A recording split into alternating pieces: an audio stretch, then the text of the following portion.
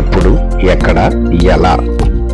ప్రస్తుతం బంగాళాఖాతం మీద మరో కొత్త తుఫాన్ పుట్టుకొస్తుంది. దాని పేరే మంతా తుఫాన్.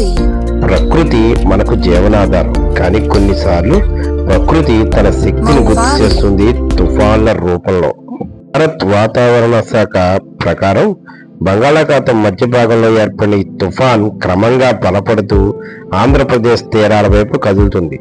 ఈ తుఫాన్ ప్రభావం అక్టోబర్ 26 నుండి 30 వరకు ఉండే అవకాశం ఉందని అధికారులు చెబుతున్నారు. ఎప్పుడు వస్తుంది? ఇది ఎక్కువగా అక్టోబర్ 28వ తేదీ సాయంత్రం లేదా రాత్రి సమయంలో కాకినాడ తీర ప్రాంతాన్ని తాకే అవకాశం ఉంది. దీనివల్ల తీర ప్రాంతంలో గాలి వేగం గంటకు 90 నుంచి 100 కిలోమీటర్ల మేర ఉండొచ్చు. ఇలా ఎలాంటి పరిస్థితులు ఉంటాయి? మంతా తుఫాన్ కారణంగా సముద్రం ఉప్పొంగే అవకాశం ఉంది. తీర ప్రాంతంలో అలలు పెరుగుతాయి, మురికి నీరు నిలిచిపోతుంది. తీవ్రమైన గాలి కారణంగా బలహీనమైన ఇల్లు, చెట్లు, విద్యుత్ స్తంభాలు దెబ్బతినే అవకాశం ఉంది.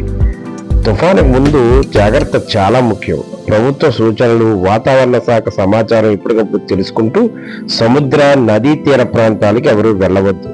తాగునీరు, dry fruit, torch, mobile charger వంటి ఔషధాలు సిద్ధంగా ఉంచుకోవాలి.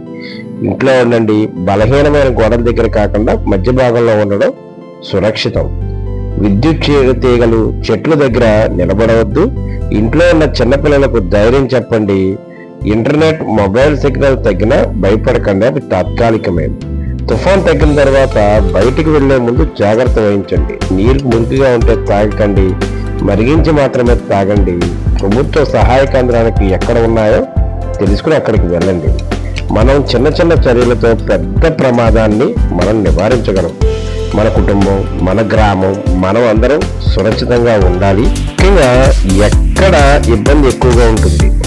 ఈ తుఫాను ప్రభావం ప్రధానంగా కాకినాడ, అమలాపురం, అనపర్తి, ఉప్పలగుప్తం, రామచంద్రాపురం, రాజోలు వంటి ఉమ్మడి తూర్పుగోదావరి తీర ప్రాంతంలో ఎక్కువ ఉంటుంది. భారీ వర్షాలు, గాలి వానలు, చెట్లు, విద్యుత్ తీగలు కూలే ప్రమాదం కూడా ఉంది.